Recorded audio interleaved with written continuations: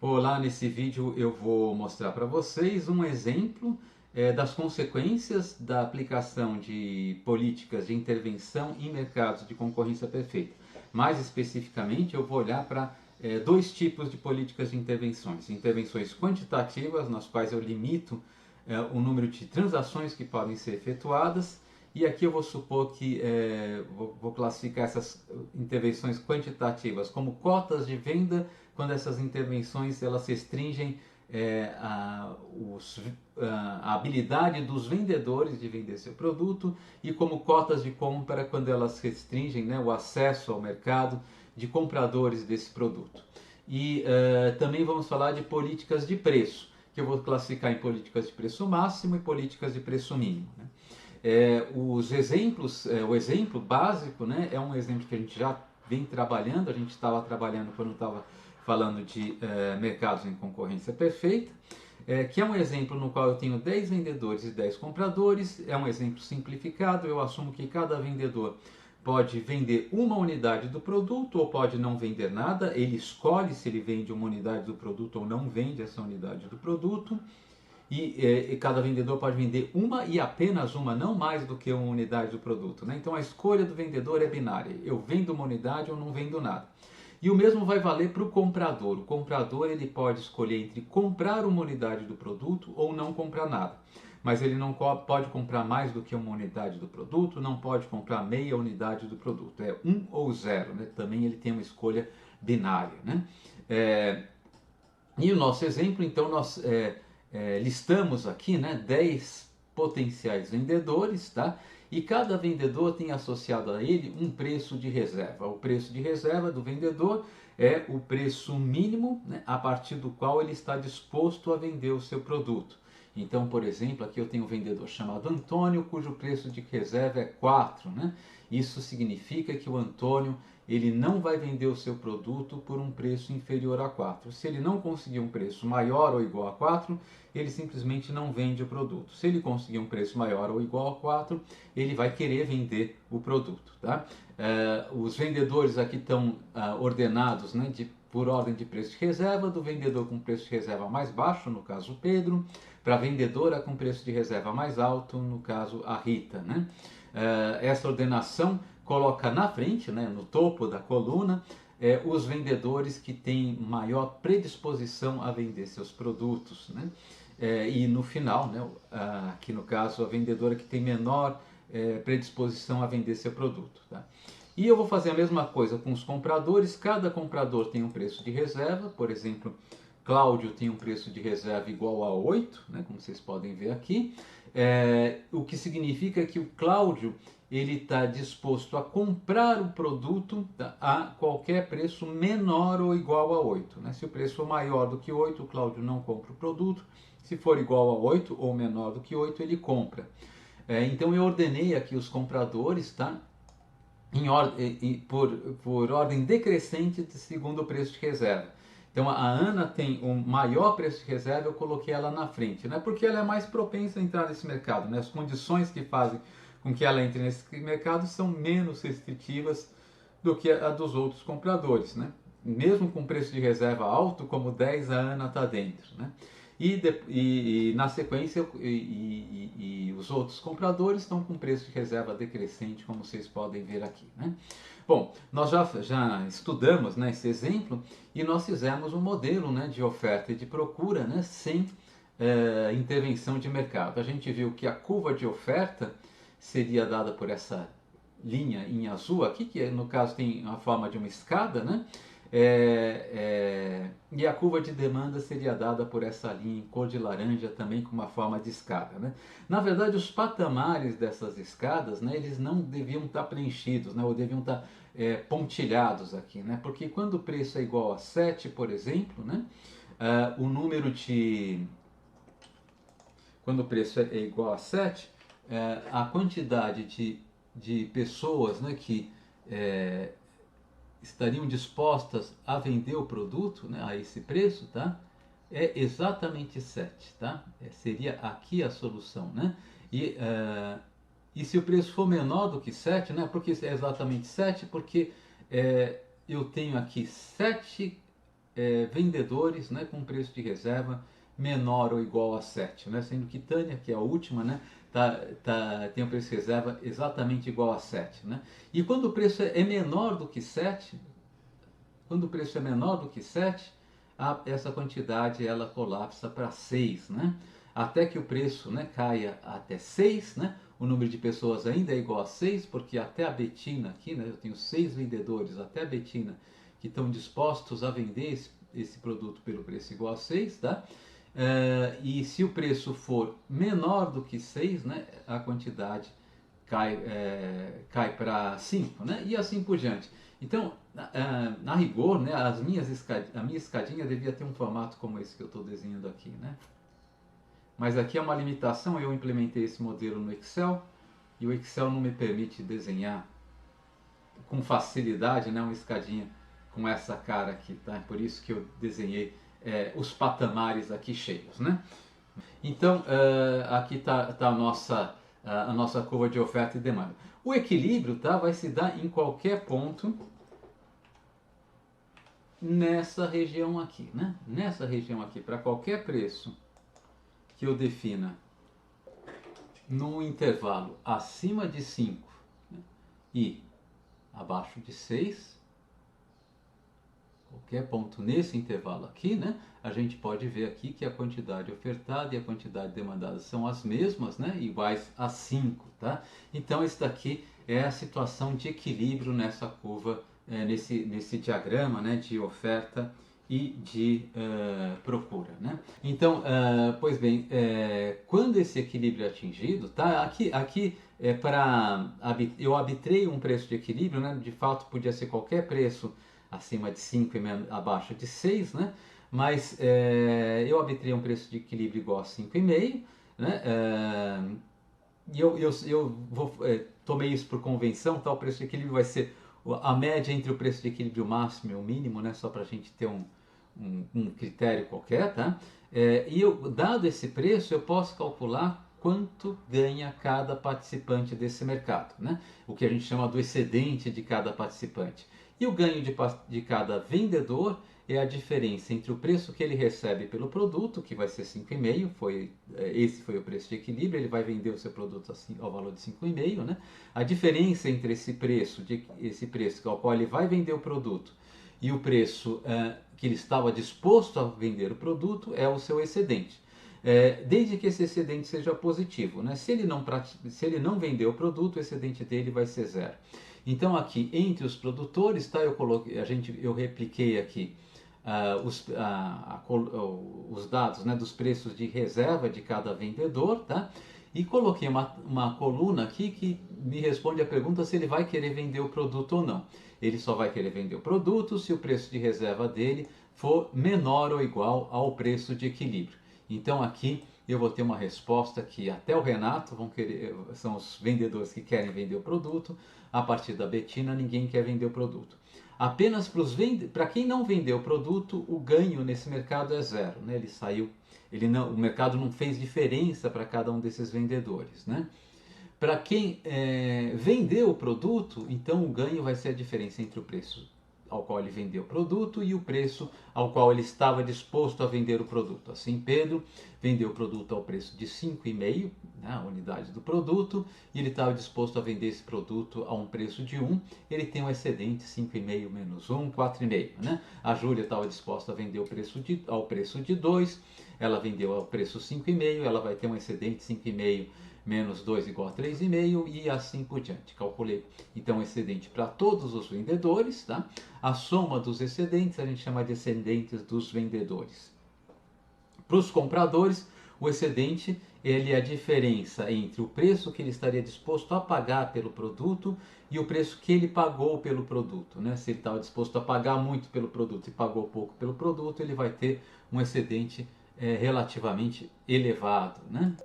Então, por exemplo, a Ana estava disposta a pagar até R$ 10 para comprar o produto e pagou apenas R$ 5,50. O excedente dela é a diferença entre 10 menos 5,50, que é R$ 4,50. Né? A Renata estava disposta a pagar R$ 9, pagou R$ 5,50, o excedente vai ser 9 menos 5,50, R$ 3,50. e assim por diante, tá? Mas aqueles vendedores que não decidiram não vender o produto, por quê? Porque o preço de reserva deles é menor do que o preço de equilíbrio, esses vendedores vão ter um excedente igual a zero, tá? Então calculei o excedente de todos os vendedores, tá? A soma dos excedentes também deu 12,50.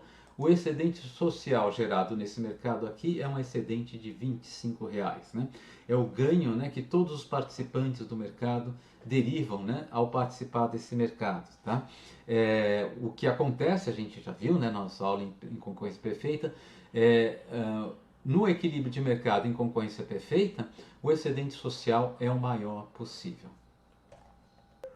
Vamos fazer agora uma variação desse modelo, né? Ou seja, um modelo sem intervenção governamental. E nessa variação nós vamos introduzir uma intervenção, né?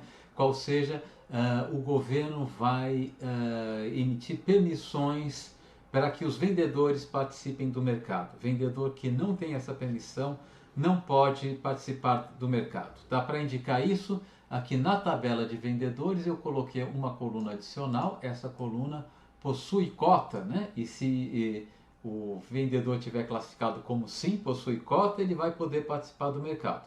Se tiver classificado como não, ele não vai poder participar do mercado. Então, inicialmente, todos os vendedores possuem cota, né? E o que é equivalente a pensar que é um mercado sem qualquer tipo de intervenção, né? Estou assumindo que isso esteja acontecendo. O que vai acontecer, né, se eu tirar a cota de um desses vendedores, tá? Então vamos pegar, por exemplo, um vendedor como o Lúcio, tá? O Lúcio aqui, ele tem um preço de reserva igual a 9, né? E de tal maneira que e ele é o nono vendedor, né, com menor preço de reserva, né? Então, se o preço de mercado for com todos os vendedores com cota sendo permitida a participar no mercado, né? Se o preço de mercado for igual a 9, exatamente igual a 9, né? Eu vou estar sobre a curva de oferta, eu vou estar em um ponto como esse aqui, né? Aqui eu vou ter, só um minuto, nesse ponto que eu vou marcar aqui em vermelho, tá? Nesse ponto aqui, o Lúcio vai estar, né? De fato, vocês se lembram, né, que aqui seria, imaginando, né, que o produto fosse vendido a um preço igual a 9, ignorando que isso é uma situação de desequilíbrio, né?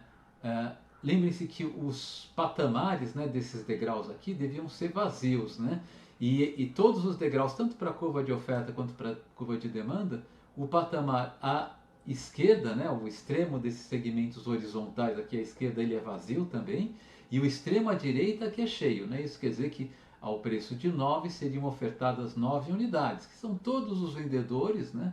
Até o vendedor Lúcio, né, que está disposto a vender o produto por qualquer preço maior ou igual a 9 unidades. Né? Como o preço é 9, ele está disposto a vender e todos os vendedores antes deles também estão, então eu vou ter uma oferta de 9 unidades. Se o preço baixar, né, para baixo de 9, tá, a quantidade ofertada cairia para 8, porque o Lúcio estaria fora desse mercado. Né? E se ele baixar mais ainda, né, abaixo de 8, ela cairia para 7, né, e assim por diante. Né? Então, o que vai acontecer quando eu tiro o Lúcio? Quando eu tiro o Lúcio, tá, vou marcar em outra cor aqui, em cor azul, né? Quando eu tiro o Lúcio, ao preço de 9, tá? O Lúcio não pode participar, né? A gente já vai tirar o Lúcio, né? Eu vou ter então apenas 8 pessoas que estão dispostas a vender o produto a um preço maior ou um preço menor, a um preço igual a 9, né? Então minha oferta vai ser igual a 9, né?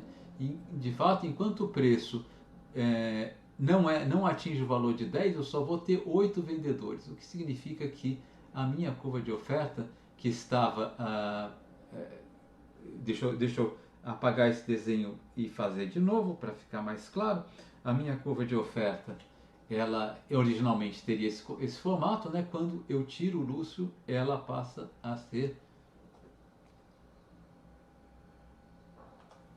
passa a se comportar, a se estender para cá, né?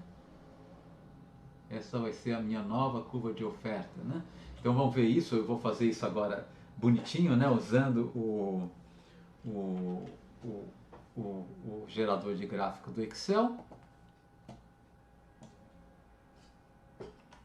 Então vamos tirar o Lúcio aqui, né, da nossa... Não? Tá? E o que vocês estão vendo é exatamente que a curva de oferta passou a ter aquele desenho, né, que a gente estava prevendo, né? Então, basicamente, quando eu tiro, né, quando eu tiro a permissão de participar do mercado de um agente, o que eu vou fazer, né, eu vou deslocar a minha escada, né, a minha curva de oferta, se a gente pensar como uma escada, né, eu vou fazer com que um degrau, agora eu vou tirar, vamos tirar um outro agente aqui, vamos tirar, por exemplo, a Júlia desse mercado aqui, tá? O que, que vai acontecer? A Júlia é a segunda vendedora, né? Ela corresponde a um ponto. A Júlia, ela aparece na minha curva de oferta nesse pontinho aqui, né? Quando o preço é igual a 2, ela já está ofertando, e para qualquer preço acima de 2 ela continua ofertando o produto. Quando eu tiro a Júlia do mercado,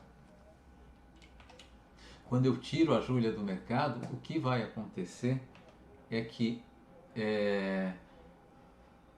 esse degrau, esse patamar aqui vai ser eliminado, e a minha curva de oferta, né, à direita da quantidade igual a 2, ela vai se deslocar uma casinha para a esquerda, né? Então eu vou fazer isso, vou tirar a Júlia. O que, que vai acontecer? Esse trechinho vertical vai ficar mais alto, vai ter duas unidades de preço de altura, né? E a minha curva de oferta vai seguir a partir de então. Vamos fazer essa experiência aqui. Tirei a Júlia do mercado, né? E vocês estão vendo que aconteceu aquilo que eu estava dizendo, né? Se vocês não entenderam o que eu disse em palavras, acredito que vocês vão ter entendido o que eu disse agora em figuras, né? Então agora vamos tirar, além da Júlia, vamos tirar a Márcia. Então agora o trecho da minha curva de oferta atual, né? À direita, né, da quantidade igual a 2 também vai se deslocar, né?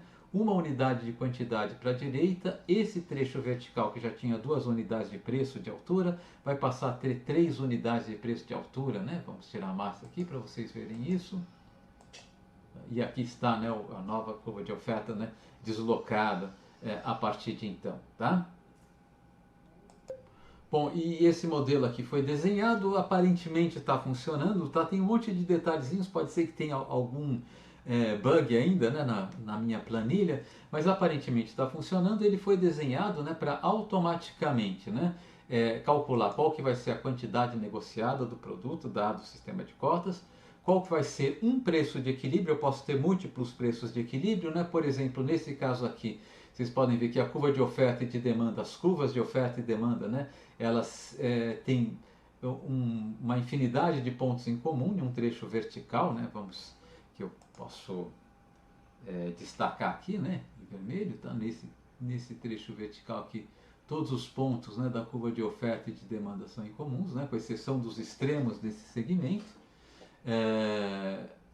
Então, eu tenho múltiplos preços de equilíbrio, né? No meu modelo, tá? Eu resolvi isso usando, tá, como preço de equilíbrio, escolhendo como um particular preço de equilíbrio, né, o preço médio, né? Aqui seria um preço de 6,5, tá?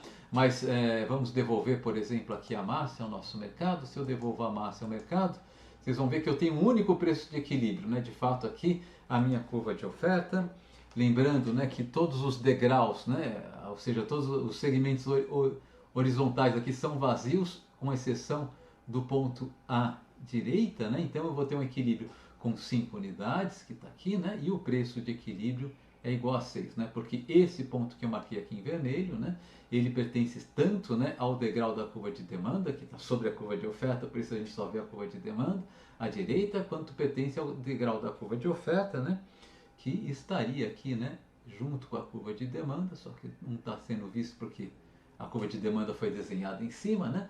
Mas na verdade ele só vale o ponto extremo à direita desse degrau, né?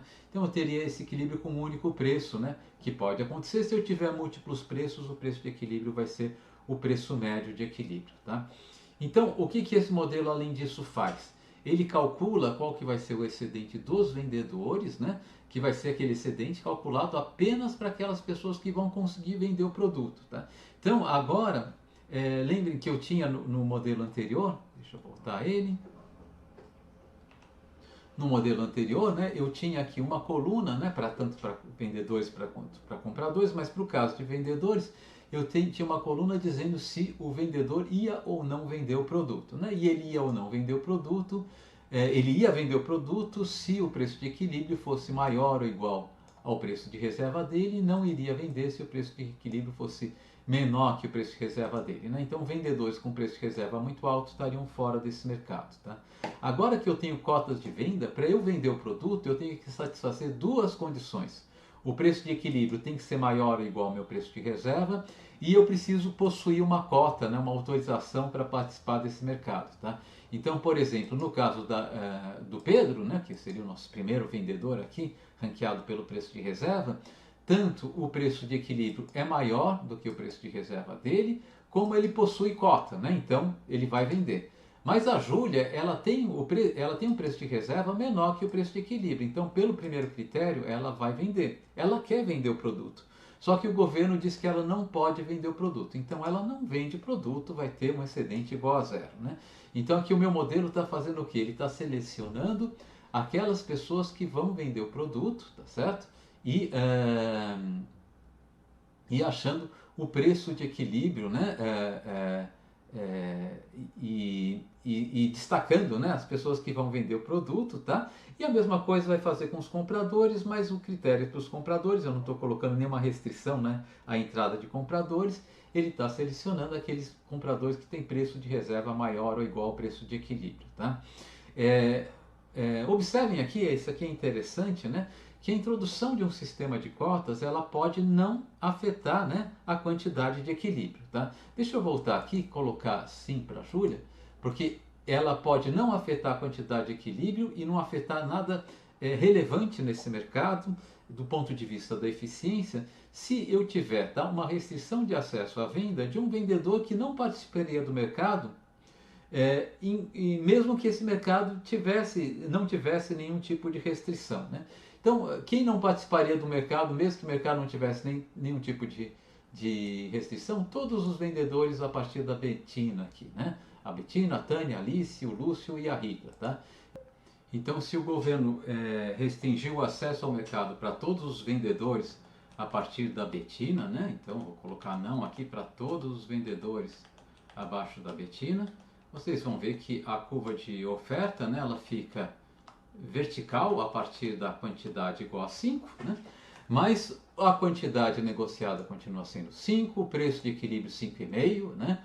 E o excedente social continua sendo 25, o mesmo ganho social é gerado, simplesmente porque eu continuo com os mesmos vendedores, né, que eu teria caso não tivesse nenhuma restrição de acesso ao mercado, e os mesmos compradores, né? Então vou devolver aqui a nossa situação sem controle do governo, tá? Podem ver aqui, mesma quantidade negociada, mesmo preço de equilíbrio e mesmo excedente social, tá? Porém, né, se eu restringir o acesso ao mercado a qualquer vendedor que participaria do mercado de outra maneira, tá? A nossa condição de equilíbrio pode ser alterada. Pode ser que a quantidade negociada continue inalterada, mas eu tenho a chance, alta probabilidade de afetar o excedente social. Por exemplo, se eu tirar o Pedro, o governo pode falar: Pedro, você não pode vender. A única pessoa que ele proíbe de participar nesse mercado, por qualquer razão que seja. Então vou colocar não para o Pedro aqui, né? Vocês podem ver, a quantidade negociada continua a mesma. O preço de equilíbrio modificou, ela era 5,5, agora tem que ser 6, né? 6 é o único preço que equilibra esse mercado, tá? E, né, mais importante, né, o excedente social, que era 25, passou para 20, o que quer dizer que eu tive uma perda de eficiência igual a 5. Né? O excedente social máximo era 25, aquele que eu obteria sem intervenção do governo, né? Ele passa a ser 5, né? E por que isso está acontecendo? Porque o Pedro, ele era uma pessoa que contribuía muito para o excedente social, né? O preço de reserva dele era muito baixo, então quando ele vendia o seu o seu bem a um preço de equilíbrio, ele conseguiu um excedente mais alto do que qualquer outro vendedor. Ele foi substituído pela Betina no novo equilíbrio, né, que tem um preço de reserva muito alto, 6. Né? Inclusive, nesse novo equilíbrio, o preço de reserva da Betina é exatamente igual ao preço de equilíbrio. Ela não está agregando nada ao excedente. Né? E como o preço subiu, o último comprador, que também tem preço de reserva igual a 6, ele também não vai agregar nada a esse excedente, né? Ele vai agregar 0. Né? Se eu permito que o Pedro volte a esse mercado, o que vai acontecer? O preço de equilíbrio vai ficar abaixo de 6, a Betina sai do mercado, mas em compensação o Pedro entra, né? E vai ter um excedente, né? Na nossa hipótese de que o preço de equilíbrio seja médio de 4,5, e o último comprador aqui, o Bernardo, que tinha o preço de reserva igual a 6, agora vai poder comprar o produto a um preço um pouco mais baixo que seu preço de reserva, também vai ter um excedente. Né? Então, o ganho total de excedente vai ser o ganho de excedente do Pedro, né, que passou a participar do mercado, 4,5, mais o ganho do Bernardo de excedente, que era 0 quando o Pedro estava fora, passou a ser meio quando o Pedro está dentro, menos a perda de excedente da Betina, que era 0 quando o Pedro estava fora e 0 quando o Pedro está dentro. Então ela não entraria na jogada aqui. Né? Então, se eu retiro os vendedores de menor preço de reserva do mercado, não permito acesso desses vendedores ao mercado, eu posso nem afetar a quantidade de equilíbrio desse mercado, mas vou afetar o excedente social desse mercado. Né?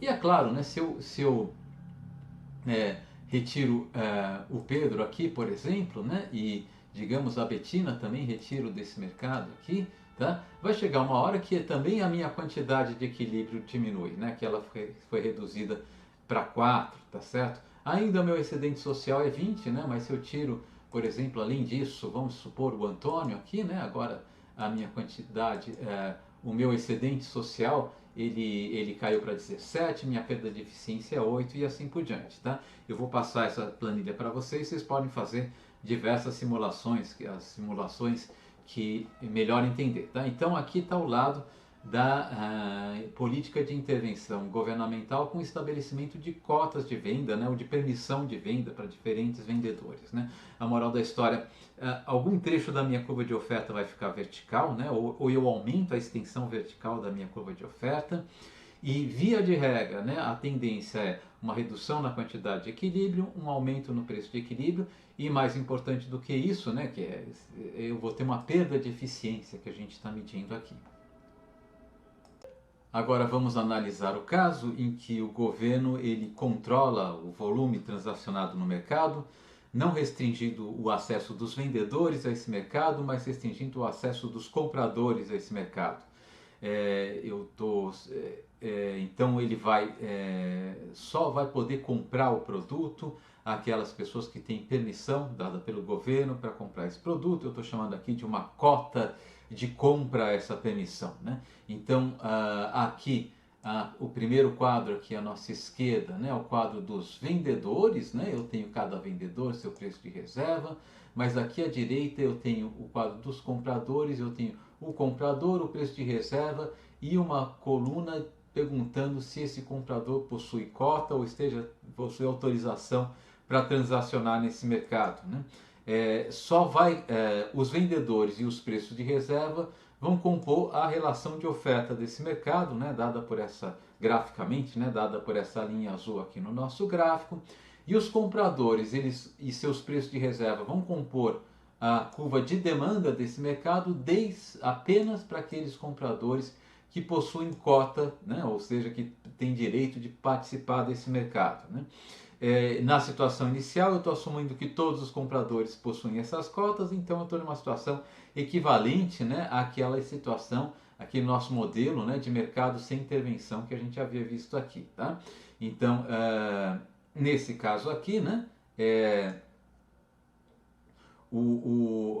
a quantidade negociada nesse mercado vai ser igual a 5, os vendedores vão ter um excedente de R$ 12,50, os compradores R$ 12,50, o excedente social vai ser de 25, que é exatamente igual ao excedente que a gente tinha no modelo sem intervenção, e portanto, né, eu tenho uma perda de eficiência 0. Se o governo, na verdade, o que está acontecendo aqui é que o governo está permitindo que todos participem do mercado. Né?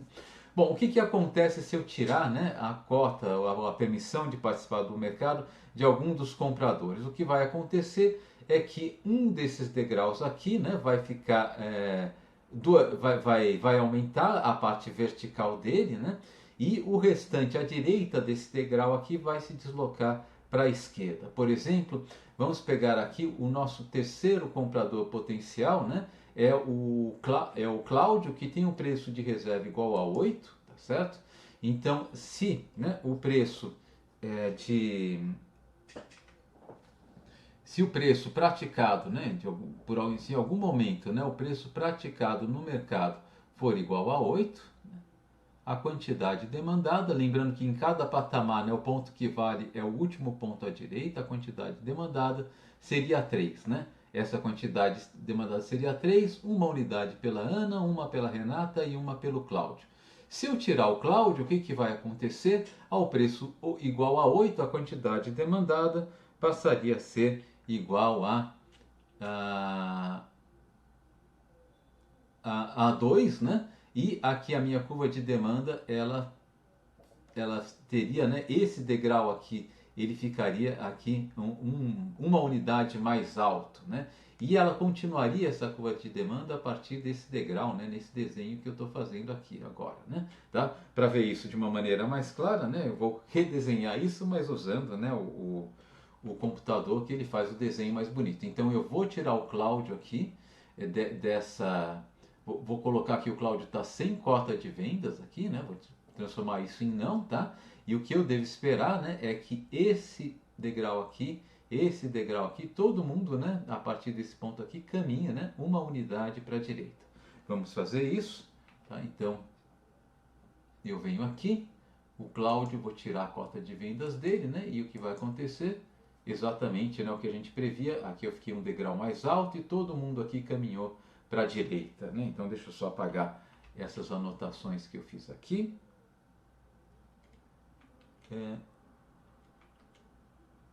Desculpem-me, agora sim deve apagar. Pronto, está apagado, né? E vamos continuar aqui então a nossa análise, né? Bom, se eu tirar, tá, compradores, tá, que já não compram o produto mesmo no equilíbrio natural, tá, o efeito, né, em termos de quantidade negociada e excedente gerado vai ser nulo, né? Quer dizer, se eu tirar, por exemplo, o Diogo e o Davi, né, disser que nenhum deles possui cota, né, colocar não no lugar dos dois aqui, por exemplo, né, o efeito vai ser o seguinte, né, minha curva de demanda vai ficar com um degrau bem alto aqui, né, mas esse degrau aqui já está à direita do equilíbrio, né, alterei minha curva de demanda à direita do equilíbrio, portanto não afetei esse equilíbrio, né. Eu posso colocar não aqui para todos os compradores, né, que não participam do mercado, que o efeito vai continuar sendo o mesmo, né? Tá certo? A minha curva de demanda ficou aqui com um trecho vertical, mas esse trecho vertical está exatamente quando ocorre o equilíbrio, né? E os preços de equilíbrio vão ser vão ser todos os preços intermediários, né? Entre o preço de oferta, a quantidade 5, e o preço de demanda, a quantidade 5, né? Entre 5 e 6, tá? E aqui a gente está no nosso modelo assumindo que seria 5,5, né? Por outro lado, né, se eu afetar, né? Se eu tirar a cota de compra, voltei aqui à situação inicial, né? Se eu tirar a cota de compra de qualquer comprador que esteja participando desse mercado, tá? Especialmente que não seja o último comprador pode ser neutro muitas vezes, né? Mas, por exemplo, se eu tirar aqui a cota de compra da Renata, falar ela não pode participar do mercado, o que vai acontecer? Bom, a quantidade de equilíbrio continuou sendo igual a 5, porque saiu a Renata desse mercado e entrou a Beatriz, né? A Beatriz está disposta a pagar um preço de R$ 5 e eu tenho um quinto vendedor aqui também disposto a vender pelo preço de R$ 5. O que vai acontecer aqui? O preço de equilíbrio muda, era 5,50, passa a ser 5, mas a quantidade negociada continua a mesma, 5 unidades, né? O meu equilíbrio vai se dar nesse pontinho aqui, né? Ou seja, aqui onde a curva de oferta e a curva de demanda se cruzam, lembrando que a curva de oferta aqui, a curva de oferta aqui, ela tem, né, ela tem uma continuidade, ela é descontínua, né? O patamar é sempre descontínuo, né? Mas ela aparece aqui, né? E aqui eu tenho a bolinha cheia bem à direita de cada patamar, o mesmo acontecendo com a curva de demanda, né? Então o equilíbrio se dá nesse ponto, né, sobre a qual está passando a setinha do meu mouse, né, nesse ponto aqui, né, se dá o equilíbrio, e aqui está, então, eu tenho equilíbrio com preço igual a 5 e quantidade vendida igual a 5, né? Só que como eu tirei, tá, uma vendedora que tinha um alto preço de reserva, né, portanto, usufruí um alto valor a consumir o produto e passei uma compradora, né, que tinha um alto preço de reserva, perdão, falei vendedora, não, a Renata é uma compradora que tinha alto preço de reserva e, portanto, usufruía um alto excedente, né, ao consumir o produto e substitui ela por uma compradora com preço de reserva relativamente mais baixo, efetivamente, no caso, igual ao preço de equilíbrio final, eu tirei o excedente da Renata e não gerei nenhum excedente adicional para a Beatriz, né? Os vendedores continuam os mesmos, né? Isso quer dizer que essa diferença entre o preço de reserva da Renata e da Beatriz, que é de 4, vai ser exatamente a eficiência que eu perdi, né? O excedente total caiu de 25 para 21, né? E eu tenho uma perda de eficiência de R$ 4, tá?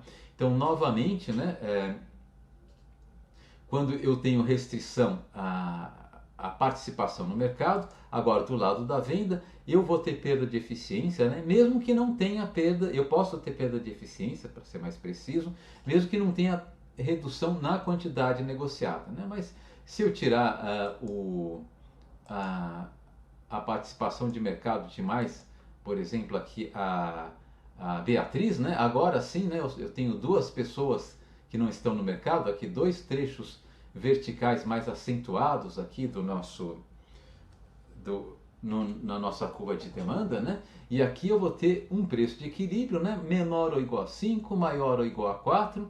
Eu arbitrei aqui um preço de 4,5, né? Mas qualquer valor maior do que 4 e menor do que 5 vale. Menor do que 5 e maior do que 4 tem que ser, tá? Para valer. Qualquer preço intermediário entre 5 e 4, né? Mas diferente de 5 e 4 vale como preço de equilíbrio. E o efeito final, né, agora vai ser, né, uma quantidade negociada menor também, não só reduzir o excedente, tá? A perda de excedente continua sendo igual a 4 nesse caso aqui, né? No modelo discreto às vezes acontece isso, né? Eu reduzo a quantidade negociada, a perda de excedente não se altera, né? Se eu tivesse muitos consumidores, né, possivelmente o governo não vai proibir a entrada no mercado de apenas um consumidor, então eu vou ter uma perda de quantidade e de eficiência simultaneamente, mas o fato é que aqui eu estou, né, então agora negociando menos e tendo um excedente inferior ao excedente que eu teria nas condições de equilíbrio sem controle, né? Então, novamente, tá, a política de restrição, né, a participação no mercado está gerando perda de eficiência. Agora vamos analisar o caso em que o governo ele controla o volume transacionado no mercado, não restringindo o acesso dos vendedores a esse mercado, mas restringindo o acesso dos compradores a esse mercado.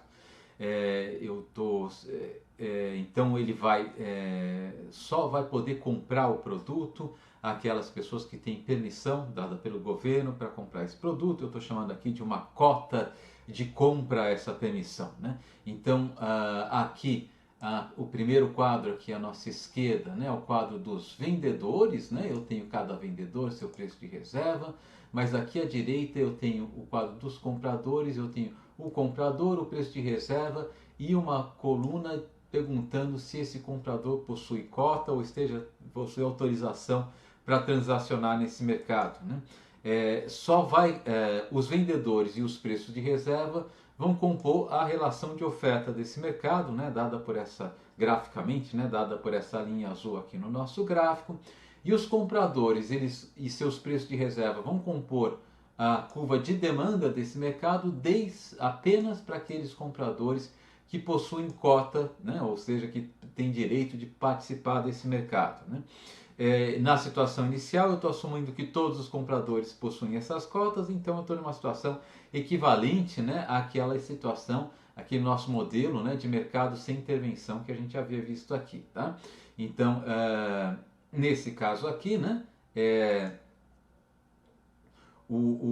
a quantidade transacional negociada nesse mercado vai ser igual a 5, os vendedores vão ter um excedente de R$ 12,50, os compradores 12,50, o excedente social vai ser de 25, que é exatamente igual ao excedente que a gente tinha no modelo sem intervenção, e portanto, né, eu tenho uma perda de eficiência zero. Se o governo, na verdade, o que está acontecendo aqui é que o governo está permitindo que todos participem do mercado, né? Bom, o que acontece se eu tirar, né, a cota, a permissão de participar do mercado de algum dos compradores? O que vai acontecer é que um desses degraus aqui, né, vai ficar, vai aumentar a parte vertical dele, né, e o restante, à direita desse degrau aqui, vai se deslocar para a esquerda. Por exemplo, vamos pegar aqui o nosso terceiro comprador potencial, né? É o Cláudio, que tem um preço de reserva igual a 8, tá certo? Então, se, né, o preço se o preço praticado, né, em algum momento, né, o preço praticado no mercado for igual a 8, a quantidade demandada, lembrando que em cada patamar, né, o ponto que vale é o último ponto à direita, a quantidade demandada seria 3, né? Essa quantidade demandada seria 3, uma unidade pela Ana, uma pela Renata e uma pelo Cláudio. Se eu tirar o Cláudio, o que vai acontecer? Ao preço igual a 8, a quantidade demandada passaria a ser igual a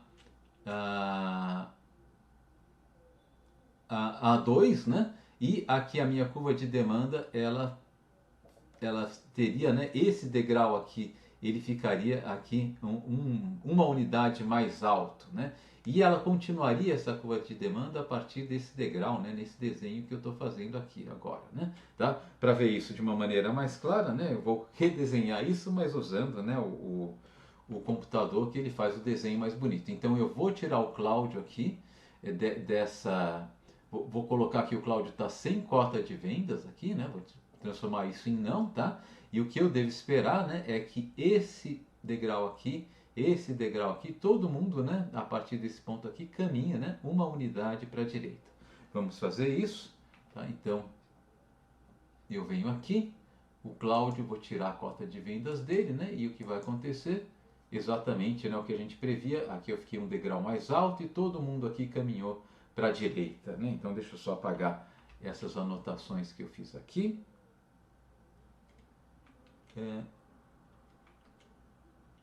Desculpem-me, agora sim deve apagar. Pronto, está apagado, né? E vamos continuar aqui então a nossa análise, né? Bom, se eu tirar, tá, compradores, tá, que já não compram o produto, mesmo no equilíbrio natural, tá, o efeito, né, em termos de quantidade negociada e excedente gerado vai ser nulo, né? Quer dizer, se eu tirar, por exemplo, o Diogo e o Davi, né, disser que nenhum deles possui cota, né, colocar não no lugar dos dois aqui, por exemplo, né, o efeito vai ser o seguinte, né, minha curva de demanda vai ficar com um degrau bem alto aqui, né, mas esse degrau aqui já está à direita do equilíbrio, né, alterei minha curva de demanda à direita do equilíbrio, portanto não afetei esse equilíbrio, né. Eu posso colocar não aqui para todos os compradores, né, que não participam do mercado, que o efeito vai continuar sendo o mesmo, né? Tá certo? A minha curva de demanda ficou aqui com um trecho vertical, mas esse trecho vertical está exatamente quando ocorre o equilíbrio, né? E os preços de equilíbrio vão ser vão ser todos os preços intermediários, né? Entre o preço de oferta, a quantidade 5, e o preço de demanda, a quantidade 5, né? Entre 5 e 6, tá? E aqui a gente está no nosso modelo assumindo que seria 5,5, né? Por outro lado, né, se eu afetar, né? Se eu tirar a cota de compra, voltei aqui à situação inicial, né? Se eu tirar a cota de compra de qualquer comprador que esteja participando desse mercado, tá?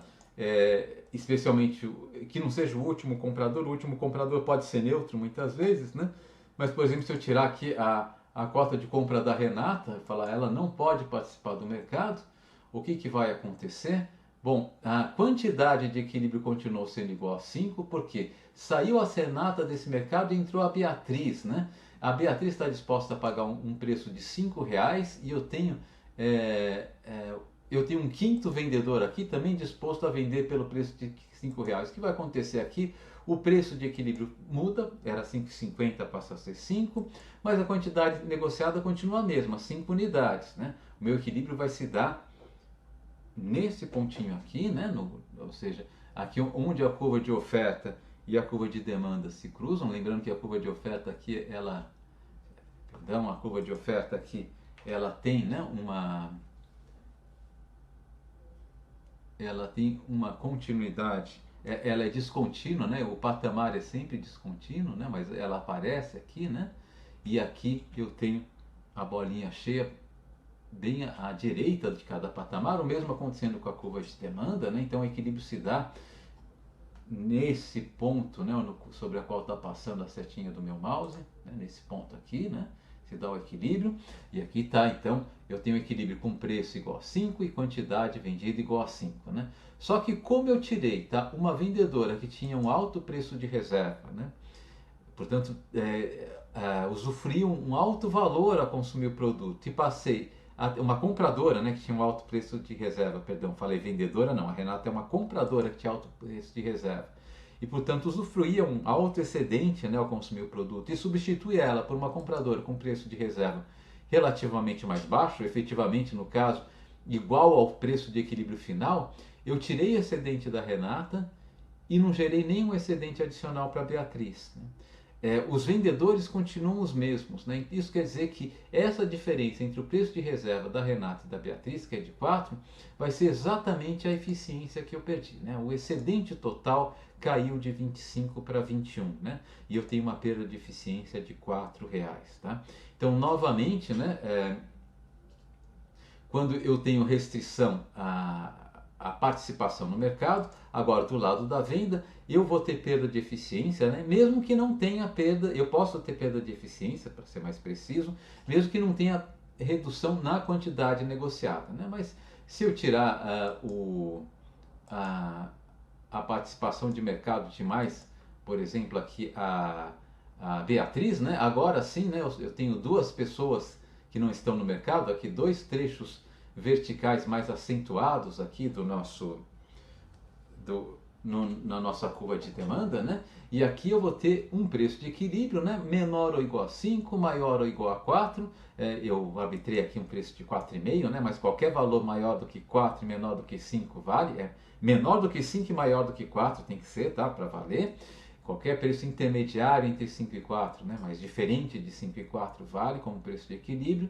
E o efeito final, né, agora vai ser, né, uma quantidade negociada menor também. Não só reduzir o excedente, tá? A perda de excedente continua sendo igual a 4 nesse caso aqui, né? No modelo discreto às vezes acontece isso, né?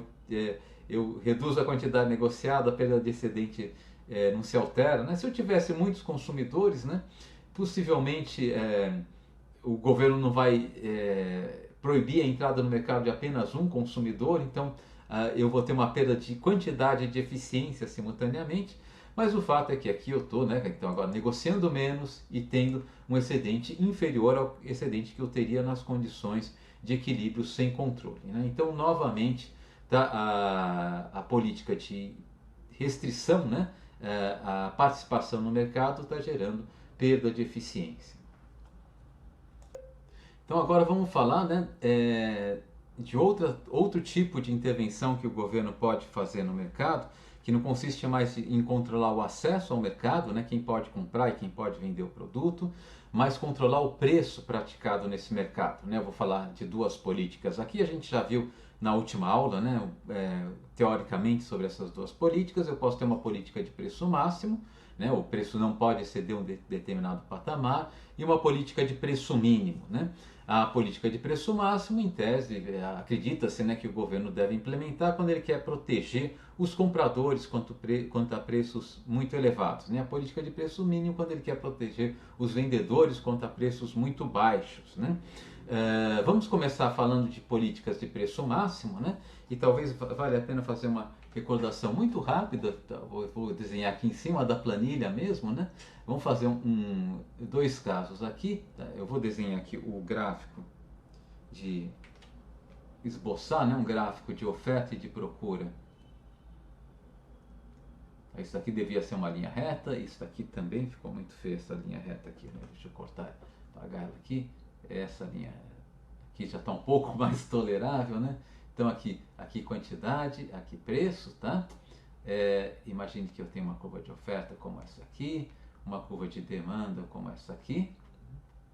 Esse aqui seria o preço de equilíbrio natural, né? Tá certo?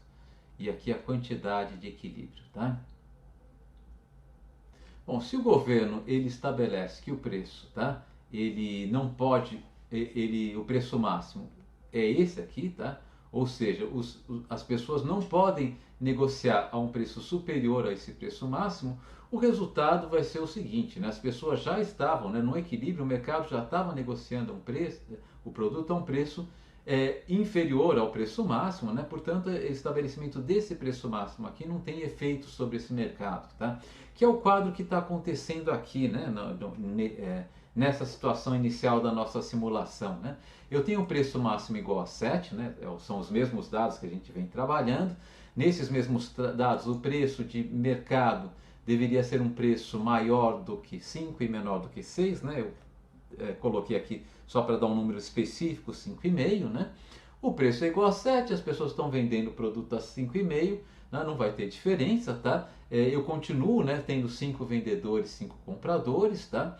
E esse preço máximo aqui, ele não tem efetividade, não tem nenhum impacto sobre esse mercado. O preço máximo vai ter um impacto de mercado quando, né, ocorrer alguma coisa como isso aqui, né?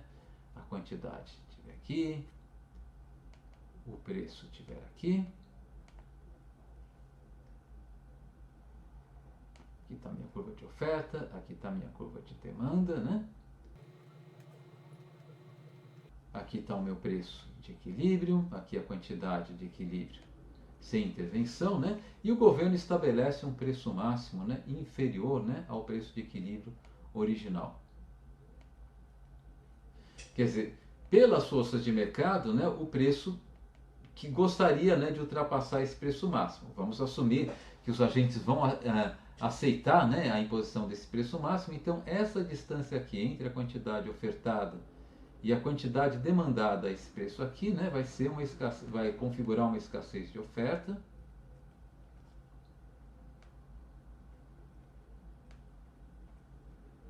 Né? E o que eu vou ter aqui? A minha demanda vai ser racionada, né?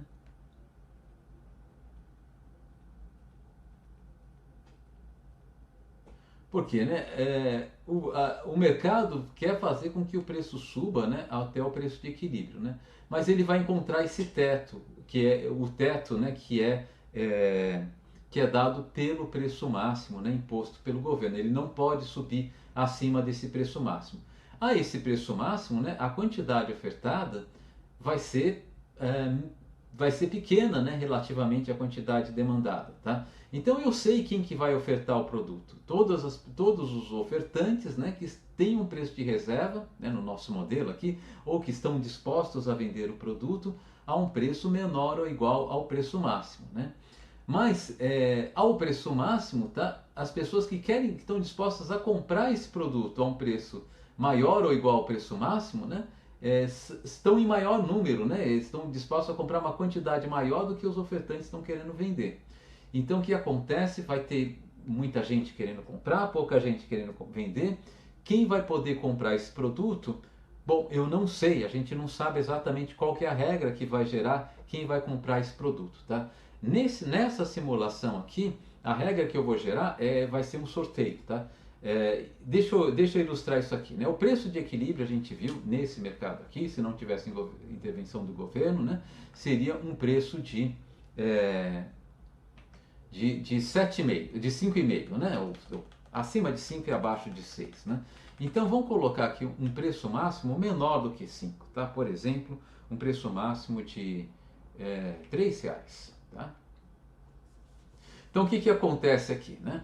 Quem vai querer vender, então assim, o mercado queria ir ao preço de R$ 5,50, não consegue, o preço a ser praticado vai ser esse preço máximo, né? Sempre que o preço máximo for inferior ao preço de equilíbrio, o mercado vai operar nesse preço máximo, né?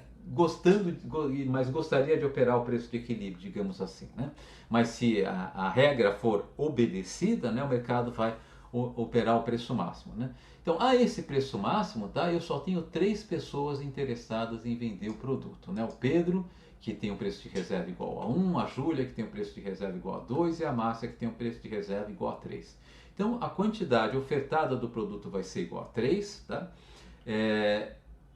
Mas quantas pessoas querem comprar o produto? Todo mundo que tem o preço de reserva maior ou igual a 3, né? A Ana, a Renata, o Cláudio, a Rita, o Bernardo, a Beatriz, a Luciana e o Matheus, todos são compradores potenciais com preço de reserva maior ou igual a 3, né? Só tem 3 unidades para ser compradas e eu tenho aqui 8 pessoas querendo comprar essas 3 unidades, né? Quem vai ter acesso a essas 3 unidades? Bom, a gente poderia ter diversos modelos para ver quem vai ter acesso, né? Eu poderia ter um modelo de fila, enfim, um modelo de puramente aleatório, né? Então a gente pode tentar desenvolver uma teoria para isso, mas esse não é o meu objetivo aqui, né? O objetivo é dizer o seguinte: é só mostrar, né, que se eu não tiver um critério de racionamento, né, de acesso a esse produto que está por parte dos vendedores, né, que estão racionados, tá certo? Eu posso, né, dar um acesso que não é o acesso mais eficiente, né? O mais eficiente seria fazer com que pudesse comprar o produto os compradores que tivessem maior preço de reserva. Então a solução ótima seria fazer com que o acesso ao produto fosse dado à Ana, à Renata e ao Cláudio nessa situação, né? Porque eu tenho 3 unidades de produto que devem ser vendidas, né? Porque eu só tenho 3 vendedores dispostos a vender esse produto, né? E então eu vou vender o produto para quem atribui maior valor para esse produto, porque daí eu gero mais excedente, né?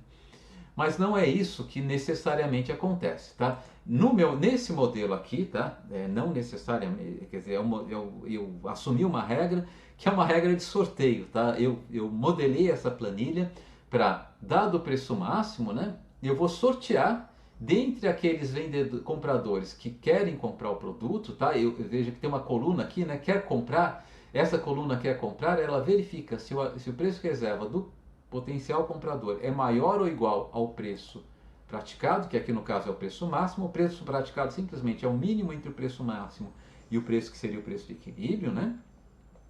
Então eu vejo aqui se o preço de reserva do comprador é maior ou igual ao preço praticado, tá?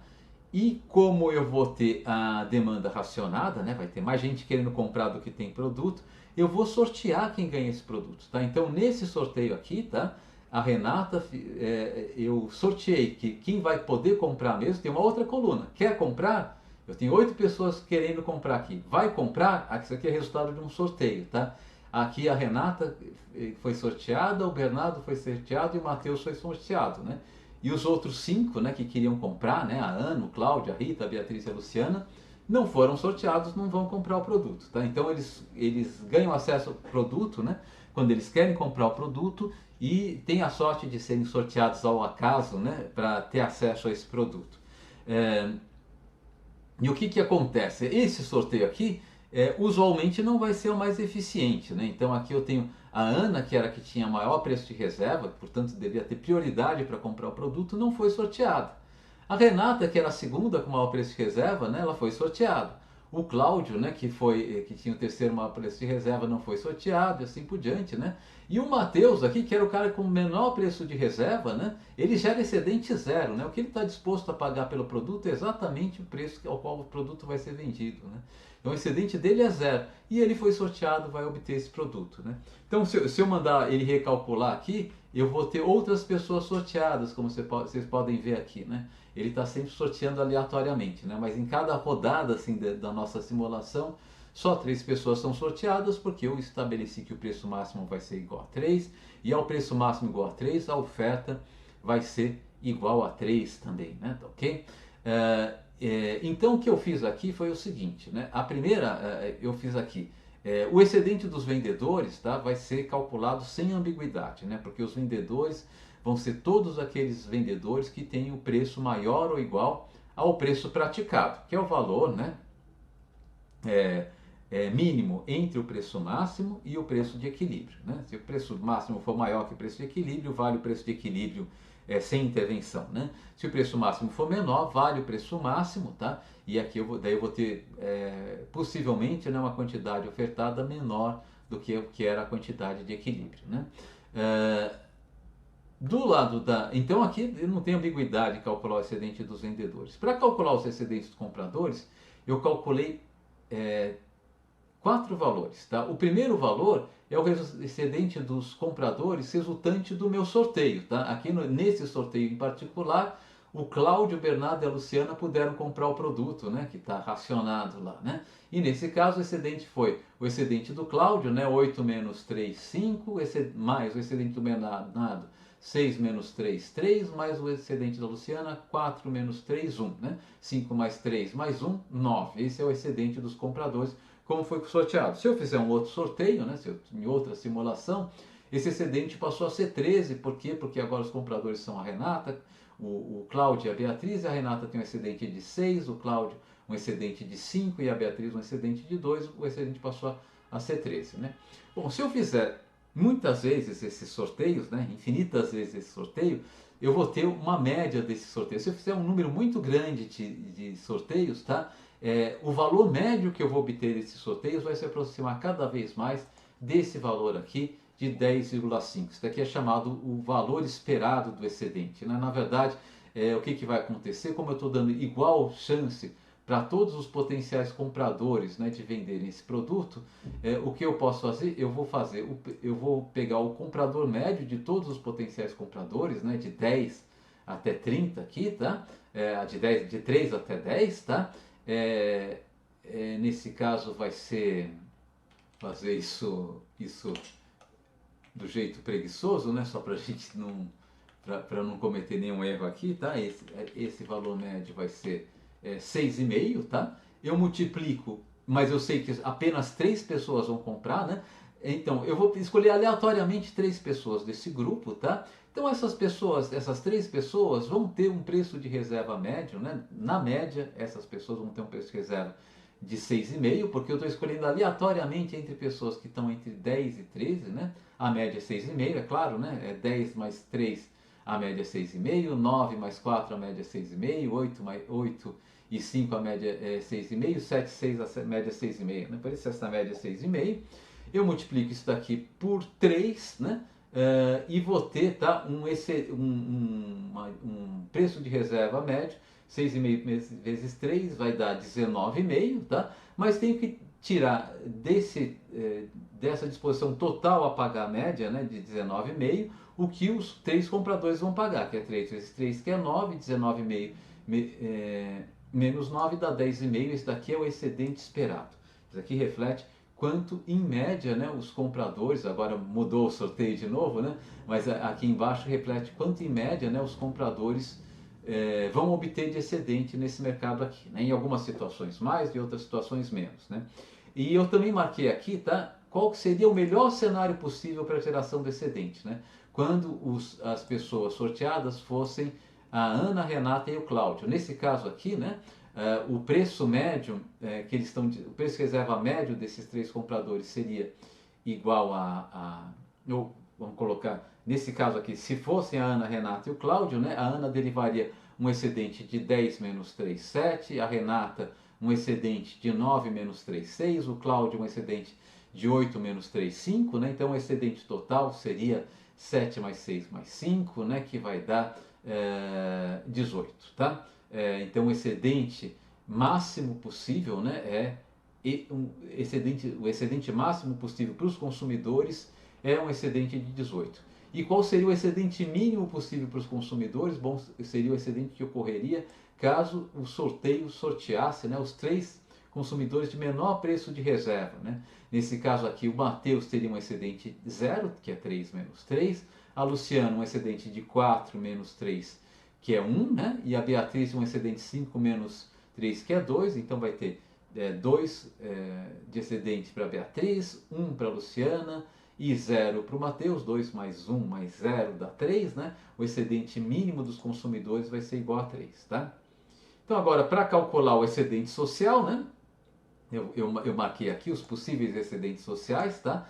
No meu sorteio, eu peguei o excedente dos vendedores, né?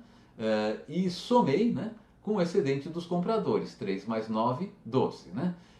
No valor esperado, eu peguei o excedente dos vendedores, tá? E somei, né, com o valor esperado dos excedentes dos compradores, né? Então, 3 mais 10,5, 13,5. Então, em média, né, se o governo estabelecer uma política de preço máximo, fixando o preço máximo igual a 3, e se os compradores, né, forem selecionados por um critério totalmente aleatório, com igual probabilidade para todos os compradores que querem comprar o produto, tá? Em média, né, o que se espera, né, estatisticamente, é que seja gerado um excedente social de 13,5. Tá? Se o excedente social for o do sorteio específico, ou seja, 12, eu vou ter uma perda de excedente 13, né? Porque vocês lembram que o excedente social máximo era 25, né? Então aqui eu vou ter 25 menos 12, 13, tá? Mas em média, né, se eu fizer esse sorteio muitas vezes, o resultado vai ser que a perda de excedente, em média, vai se aproximar cada vez mais de 13, o excedente esperado vai ser cada vez mais próximo de 13,5, e a perda de excedente média vai ser, né, com muitos sorteios, vai ser 11,5, tá? Se eu tiver muita sorte, né, se eu conseguir fazer um sorteio que eu consigo selecionar, né, como compradores a Ana, a Renata e o Cláudio, né, o valor máximo que pode ser gerado de excedente vai ser 21, faltando 4 unidades para atingir o excedente máximo, né? Então, sem intervenção. Então, nesse caso aqui, né, eu vou ter, tá, a perda mínima de excedente, né, nesse cenário aqui, vai ser de R$4, né? E o valor mínimo de excedente social gerado, né, quando o meu excedente dos consumidores é mínimo, ou seja, igual a 3, né, vai ser 3 mais 3, que é igual a 6, né?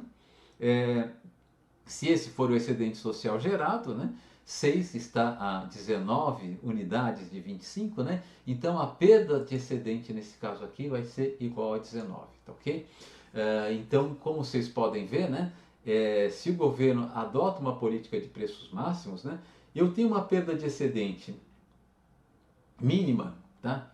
Vamos supor, se o governo adota, então o que está acontecendo aqui, né? Se o governo adota um preço máximo de R$3 nesse nosso modelo, eu tenho uma perda de excedente que no mínimo vai ser de R$4, tá? Essa perda de excedente de no mínimo R$4 é aquela perda de excedente que vai ocorrer se o governo fez a intervenção, praticou preço máximo, mas depois os consumidores foram selecionados de acordo com seus preços de reserva, né?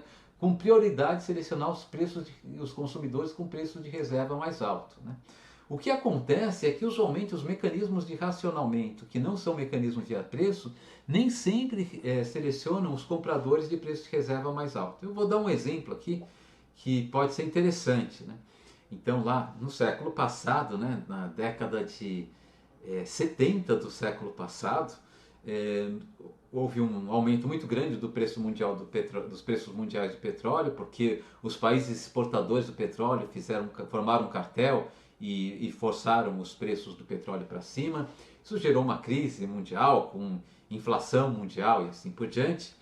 E curiosamente, né, a gente, nos Estados Unidos, né, a resposta, ou parte da resposta, se deu com uma política de controle de preços da gasolina, né? E essa política, que é uma coisa totalmente que não se espera, né, de um governo americano que tem tradições de deixar a economia funcionar livremente, né? E ainda mais que na época era um governo republicano, que os republicanos usualmente eles falam que não quero Estado intervindo na economia, né? Mas era o governo do Richard Nixon, né? E o Nixon ele congelou os preços da gasolina, tá, abaixo do que seria o preço de equilíbrio. Então eu teria uma situação como essa aqui, né? Vamos supor, o preço da gasolina era 3, né? E nesse caso aqui, né, a quantidade ofertada era 3, mas a quantidade demandada esse preço era de 8, né? São as 8 pessoas aqui que dizem sim, quero comprar gasolina. Como havia escassez, não tinha gasolina para todo mundo, né?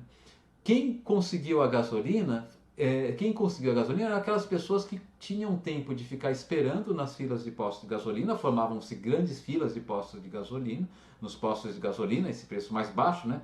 É, é, e as filas se formavam naqueles postos de gasolina que tinham gasolina, né? Como a gasolina estava sendo vendida a um preço mais baixo de equilíbrio, em muito posto de gasolina acabava a gasolina portanto, eles não estavam mais vendendo, né? Já venderam, saíram do mercado, eles tinham que ir para outro posto de gasolina, os compradores procurar outros postos de gasolina. Então, as pessoas precisavam investir tempo em descobrir qual que é o posto de gasolina que tinha gasolina disponível, né? E depois investir tempo em enfrentar uma fila que vai se formar na frente daquele posto de gasolina. Bom, quem tem mais facilidade em investir esse tempo usualmente são as pessoas desocupadas que usualmente têm um preço de reserva mais baixo, né? Porque aquelas pessoas que estão ocupadas são aquelas pessoas em atividade, estão trabalhando, elas não podem largar o trabalho para correr atrás de gasolina e, portanto, possivelmente, né, elas estão dispostas a pagar mais pela gasolina, né? Mas não mais em termos de tempo, mais em termos de reais, né? E quem foi selecionado eram aquelas pessoas que estavam dispostas a pagar mais em termos de tempo, né? Então, possivelmente você tinha estudantes, especialmente, eu não sei se era período de férias, mas imagine que fosse período de férias, né? Então teria estudantes que estavam desocupados, eles viram, tem um posto de gasolina lá que tem gasolina, eles pegavam o carro deles, iam lá e enfrentavam a fila, enchiam o tanque, né? Para, se precisar, o tanque estava cheio, né? Enquanto eu podia ter pessoas que precisavam da gasolina para ir ao trabalho ou até para exercer, né, suas atividades de trabalho, que não conseguiam, né, acesso ao posto de gasolina. Então, o critério de racionamento, usualmente, ele não vai priorizar quem tem maior preço de reserva, né? Portanto, ele usualmente ele vai ter um custo de eficiência adicional, né? Além desse custo de eficiência mínimo, né, que é o custo de eficiência que decorre do fato de que eu reduzi o número de unidades que vão ser vendidas do produto aqui, né? Aqui no nosso exemplo de 5 para 3, tá? Eu tenho um custo de eficiência adicional, usualmente, né? Que vai ser o custo de eficiência associado ao fato de que eu provavelmente não vou, como essa é a política de preço máximo, eu provavelmente não vou dar a todos os consumidores com maior preço de reserva acesso ao produto. Alguns vão conseguir, outros não, né? Então, o acesso ao preço do produto não vai ser feito pelo critério de preço de reserva, isso vai gerar alguma perda de eficiência adicional, tá? Se o critério for aleatório, né, em média essa perda de eficiência vai ser adicional, né, vai ser a diferença entre 4, que é a perda mínima de eficiência, e 11,5, né, portanto uma diferença aqui de 7,5, né, uma diferença muito significativa, né? Bom, então eu falei da política de controles de preço via preços máximos, né? Agora vamos falar da política de controle de preços via preços mínimos, tá? O exemplo vai ser muito semelhante a esse aqui, né? Mas trocado, né? O que é o lado aqui dos vendedores agora que vai estar racionado, né? E o lado e os compradores que vão ter que se conformar, né?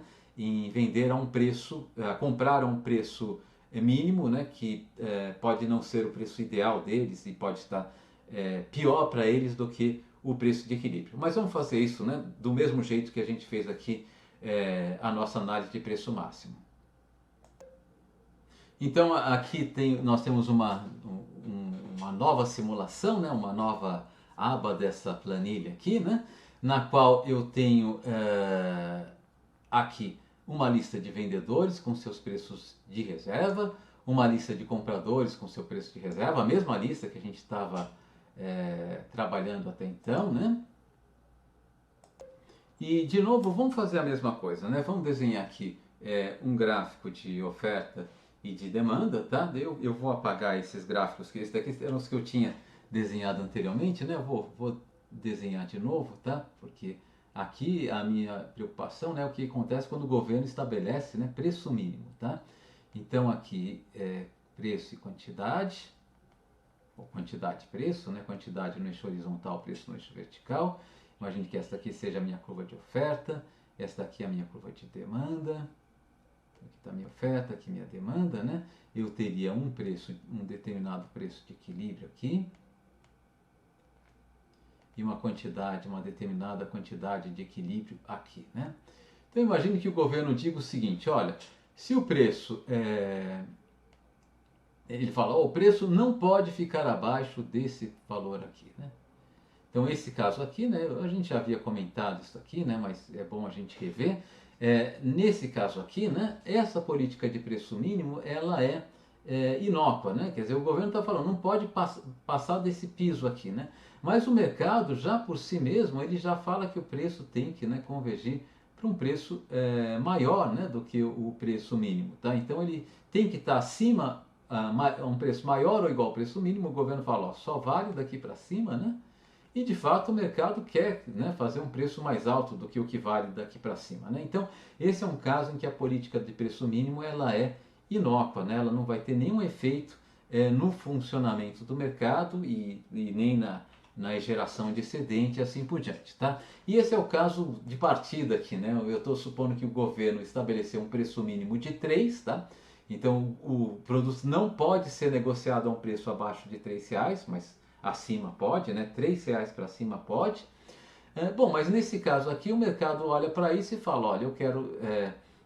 o mercado procura primeiro o equilíbrio, né? E percebe o seguinte, olha, confrontando, né? Para todos os compradores, né, que estão dispostos a pagar mais do que R$ 3, né, o preço mínimo do governo, né, eu posso ver qual que é, né, se existe um preço de equilíbrio, né, acima de R$ 3, né, e eu vejo que existe, né, porque se eu tiver um preço igual a R$ 5,50, que é o nosso preço de equilíbrio original, né, eu vou ter 5 vendedores querendo vender o produto, pois esses 5 vendedores têm um preço de reserva menor do que R$ 5,50 e eu vou ter 5 compradores querendo comprar o produto, né? Eu tenho meu equilíbrio inicial, né, original, tá? Então não teve não teve efeito nenhum, né, sobre o funcionamento do mercado essa política de preços mínimos, né?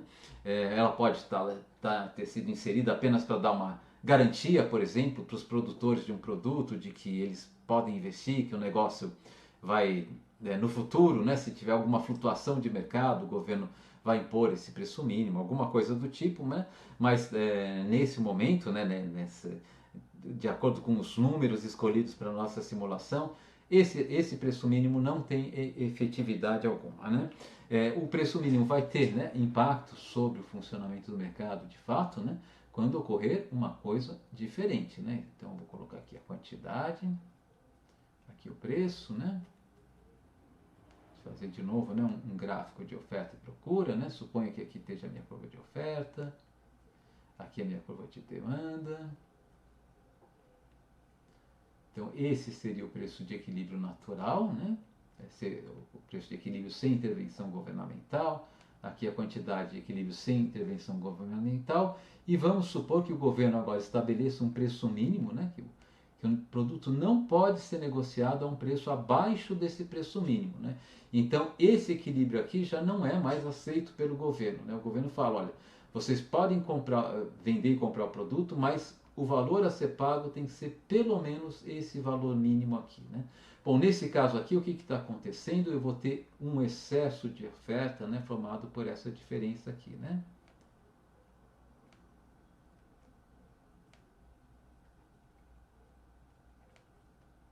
E com esse excesso de oferta, né, quem vai estar racionado, né, são os vendedores, tá? Então agora a pergunta é que vendedor, quer dizer, eu tenho mais vendedor do que eu tenho comprador. Nem todo vendedor vai achar comprador.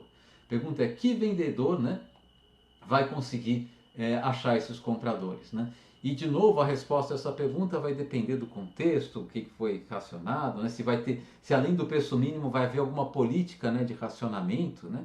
Eu dei na aula passada para vocês o exemplo do congelamento de preços da energia elétrica com racionamento no período do apagão aqui no Brasil, né? Final do governo Fernando Henrique Cardoso, e houve, né, uma combinação, né, de uma política de preço de fato, no fato era preço máximo, né? E o acesso, né, a energia elétrica foi racionado, né, também por essa política, dizendo que todo mundo só pode comprar até 80% da sua demanda média de energia no passado. Né? Mas de uma maneira geral, né, quer dizer, eu não sei qual que vai ser a regra de racionamento agora da oferta, né, quais dos vendedores interessados em vender vão poder vender. Então eu vou fazer de novo, né, um sorteio. Tá? Se eu estabelecer um preço mínimo superior ao preço de equilíbrio, eu sei que vai ter menos vendedor do que seria a quantidade de equilíbrio. Isso vai forçar o preço para cima, o preço de equilíbrio vai ficar alto, porque é o preço imposto pelo governo de qualquer maneira, né, o preço de equilíbrio, e o preço, que é o preço mínimo, né? E daí eu vou sortear, tá, entre os vendedores que querem vender a esse preço mínimo, aqueles que vão efetivamente conseguir vender. Tá? Então vamos substituir esse preço mínimo aqui, que era igual a 3, vamos substituir por 7. Né? E o que vocês podem ver aqui, né, se o preço de venda for igual a 7, né, tá acima do preço de equilíbrio, então o preço praticado vai ser o maior valor entre o preço de equilíbrio e o preço mínimo, né, aqui no caso vai ser 7. Ao preço igual a 7, só 4 compradores querem comprar o produto, né, a Ana, a Renata, o Cláudio e a Rita. E quantos vendedores querem vender o produto, né? Bom, para ver isso eu pedi até para o computador mostrar para mim, né? Eu pedi para ele comparar o preço de reserva de cada vendedor, né, com o preço a ser praticado na venda do produto igual a 7, né? Então, todos aqueles vendedores que têm um preço de reserva menor ou igual a 7 querem vender o produto. Aqui eu tenho Pedro, a Júlia, a Márcio, o Antônio, o Renato, a Betina e a Tânia, né? Eu tenho 7 vendedores querendo vender esse produto, só 4 compradores querendo comprar, né? 3 vendedores vão ficar sem poder comprar esse produto, tá? E aqui o meu modelo está sorteando quem vai ficar sem poder comprar esse produto, tá? Então, no primeiro sorteio, né, o Pedro, a Júlia e o Renato ficaram sem poder comprar esse produto. Se eu variar aqui, né, no segundo no segundo sorteio, quem ficou sem poder vender o produto, a Júlia, o Antônio e a Tânia, e assim por diante. A gente pode fazer diversas simulações, né? Aqui, eu vou passar essa planilha para vocês, né? Se vocês quiserem fazer essa simulação, só apertar a tecla F9 que ele recalcula a planilha, né? E como a escolha de quem vai vender o produto está amarrado em fórmulas, ele sempre refaz o sorteio também, tá? Então, o que está acontecendo? Mas vamos pegar esse caso aqui que está interessante, né? Então, veja só, se eu quisesse, né, fixar o preço em 7, eu sei que fixando o preço mínimo, né, acima do preço de equilíbrio, eu vou ter potencialmente uma perda de equilíbrio. Por quê? Porque o número de compradores deve cair, né? E caindo o número de compradores, eu devo ter, né, uma perda de excedente. Tá? Se efetivamente eu tivesse, né, um modelo como esse aqui, seguramente eu teria uma perda de excedente, né, que era essa aqui, né, que seria dada por, tá, essa área aqui, que a gente já viu aqui. Isso daqui seria a perda de excedente mínima possível, né, tá certo? Aqui no nosso caso, que eu tenho poucos compradores e vendedores, né, eventualmente essa perda de excedente pode não aparecer, tá? Na verdade, se o preço mínimo tiver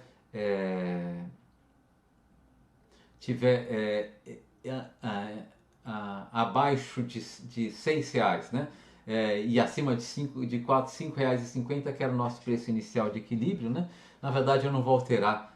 Na verdade, esse preço mínimo vai ser um dos antigos preços de equilíbrio, né? Mas se eu tiver um preço mínimo que não é preço de equilíbrio, que realmente não iguala oferta e demanda, eu vou ter, nesse exemplo, pelo menos, certamente alguma perda de eficiência, né? Aqui esse preço mínimo de 7 vai gerar uma perda de eficiência, com certeza, tá? Que vai ser uma perda de eficiência mínima. Qual que é essa perda de eficiência mínima? Bom, então deixa eu mostrar para vocês, né, como que eu montei essa planilha aqui. Foi de uma maneira, o que foi calculado nessa planilha aqui foi muito semelhante ao que foi calculado na planilha anterior, né? O excedente dos compradores sempre vai ser calculado de uma maneira não ambígua, né? Porque os compradores, tá, vão ser sempre aqueles compradores, né, os compradores que vão ser selecionados nesse modelo aqui, vão ser sempre os compradores que têm preço de reserva maior ou igual ao preço praticado. Tá? Então os compradores sempre vão ser selecionados de maneira eficiente. Né? Talvez o volume de venda não seja eficiente, né? Aqui eu estou transacionando apenas 4 unidades do produto, né? E o equilíbrio a gente viu era de 5 unidades a serem transacionadas, né? Mas os nossos compradores aqui sempre vão ser os compradores de maior preço, os compradores cujo preço de maior preço reserva, os compradores cujo preço reserva está acima do preço maior ou igual ao preço praticado, né? Já os meus vendedores eu não sei, né? Porque eu vou ter potencialmente, especialmente se o preço de equilíbrio tiver acima, o preço mínimo tiver acima do preço de equilíbrio, eu vou ter mais vendedor, né, do que eu tenho comprador. Isso quer dizer, a oferta vai estar racionada e eu vou ter que escolher que vendedor vai vender, né, e que vendedor não vai conseguir vender. E nessa escolha aleatória vai depender do sorteio, né? Nesse sorteio aqui, em particular, né, foram sorteados a Márcio, o Antônio, a Betina e a Tânia, né? Então, se eu for calcular o excedente dos vendedores, tá? Vai ser sempre um único excedente, eu não tenho dúvida, vai ocorrer isso, não importa quantos sorteios eu faço aqui, né? Os compradores vão ser sempre esses, Ana, Renata, Cláudia e Rita, claro, com esse preço mínimo de 7. E o excedente da Ana vai ser 10, menos o preço praticado, que é 7, vai ser 3. O excedente da Renata, 9, menos o preço praticado, que é 7. Então 9 menos 7, que é 2. Né? E assim por diante. O excedente do Cláudio vai ser 1 e o excedente da Rita vai ser 0. Então o total do excedente dos compradores aqui vai ser igual a 6. O excedente dos vendedores, que pode ser diferente, né, à medida que eu vario o sorteio. Tá? Nesse sorteio aqui, né, em que a Márcia, o Antônio, a Betina e a Tânia foram sorteados, o excedente vai ser 4 da Márcia, mas por que a Márcia tem um excedente de 4? Ela vende o produto a um preço de 7, estava disposta a vender a qualquer valor maior ou igual a 3, né? Então 7 menos 3, 4. Né? O Antônio estava disposto a vender o produto a um preço de 4, ele foi sorteado, vai poder vender o produto, né? E vai vender o produto ao preço praticado 7, 7 menos 4, 3, tá? O Renato não foi sorteado, não vai vender o seu produto, o excedente dele é 0, né? A mesma coisa acontece aqui com o Pedro e a Júlia, né? Eles queriam vender o produto, mas não foram sorteados, vão ter um excedente igual a 0. A Betina foi sorteada, estava disposta a vender o produto a um preço maior ou igual a 7, a 6, vendeu por 7 e, portanto, ela vai ter um excedente de 1. E a Tânia também foi sorteada nesse caso, estava disposta a vender o produto por um preço maior ou igual a 7, vendeu pelo preço de 7, o excedente dela foi igual a 0, né? Então a soma dos excedentes dos vendedores nesse sorteio aqui for igual a 8, né? Mas se eu fizer outros sorteios, vou fazer outro sorteio aqui, vocês vão ver que a soma desses excedentes vai variando, né? Tá certo? Vamos parar aqui, por exemplo, nesse caso aqui, tá? Então aqui o que eu fiz calculei, né? Primeiro, o excedente esperado, né? Quanto em média, né, vai dar a soma desses excedentes se eu fizer diversos sorteios desse tipo, tá? E na verdade o que vai acontecer é que o preço de reserva médio desses 7 vendedores aqui vai ser igual a 4, né? Assim, porque vai ser uma média entre 7 e 1, que é 4, uma média, mais uma média entre ou uma média entre 6 e 2 é 4, 5 e 8, 5 e 3 é 4, e 4 é 4, né? Enfim, na média desses valores aqui, né, de 7 até 1, é igual a 4, tá? Se vocês quiserem, depois vocês fazem a conta, mas então os vendedores em média vão ter um preço de reserva de 4, vão vender ao preço de 3, então vão ter um excedente médio de 3, eles vão vender 4 unidades, 3 vezes 4, 12, aqui está o valor esperado dos excedentes dos vendedores, né? Bom, se, né, por acaso, né, eu der sorte, ou se tiver algum critério de racionar, né, os vendedores, né, selecionar os vendedores de acordo com o menor preço de reserva, o maior excedente possível seria de 18, né, que seria o excedente gerado se eu selecionasse os 4 vendedores aqui com maior preço de reserva, né, e nesse caso aqui eu vou ter 6, a soma dos preços de reserva vai ser igual a 10, né? A soma dos valores vendidos vai ser igual a 7 vezes 4, 28, né? 28 menos 10, um excedente de 18. Esse daqui é o maior excedente possível, né? E o pior excedente possível, né? Aquele excedente que ocorreria caso eu selecionasse esses três, né? Esses três vendedores com menor preço, com maior preço de reserva, né? Então eu teria um excedente de 0 para a Tânia, mais um excedente de 1 para a Betina, mais um excedente de 2 para o Renato, mais um excedente de 3 para o Antônio, e eu teria um excedente de 6, o total do excedente dos consumidores, né? Então o meu excedente social, né, ele vai oscilar, ele aqui no nosso caso vai ser, no caso sorteado aqui, né, vai ser 9 mais 6, que dá 15 aqui, né, que dá 15, tá? Vai ser o excedente dos vendedores, que calhou de ser esse pelo sorteio que eu fiz dos vendedores, mais 6, que é o excedente dos compradores, né? Mas na média, se eu fizesse muitas vezes esse sorteio, seria um excedente esperado dos vendedores de 12, mais 6, que é o excedente dos compradores, que daria 18, né? No melhor cenário possível, né, esse excedente seria um excedente de 18, né? Somando com 6 daria um excedente, um valor máximo de excedente social de 24, né? E no pior cenário possível, né, o excedente social seria o menor valor possível para os excedentes dos vendedores, mais o excedente dos compradores, então no caso vai ser 6 mais 6, que dá 12, né? A perda de excedente, portanto, no caso do nosso sorteio, né, é o que falta para eu chegar de 15 em 25, que é o excedente quando eu não tenho intervenção governamental. Então, nesse sorteio aqui, a perda de excedente foi igual a 10, tá? O valor esperado, né, se eu assumir que os vendedores vão ser selecionados de uma maneira aleatória, como foram aqui, né, o valor esperado vai ser igual a 18 do excedente dos consumidores, então a perda de excedente vai ser o que falta de 18 para 25, que é 7, né? No melhor cenário possível, tá? Os vendedores teriam um excedente de 24, tá? O excedente máximo, se não tivesse intervenção governamental, seria 25, então eu tenho uma perda mínima de excedente igual a 1, né? Essa perda mínima de excedente igual a 1, né? Corresponde, tá? O que eu marquei nesse gráfico aqui, a essa área aqui, né? Essa área que eu achurei aqui, né? Ok? Então, esse 1 aqui representa essa área aqui nesse gráfico aqui, né? Claro que não está proporcional porque esse gráfico não foi feito, né, numericamente, não está baseado nesse exemplo aqui, tá? Então aqui, até que a perda de excedente não seria muito grande, né, se o preço mínimo fosse igual a 7 e, tá, eu selecionasse, né, os melhores vendedores aqui, né, o Pedro, a Júlia, o Márcio, a Márcia e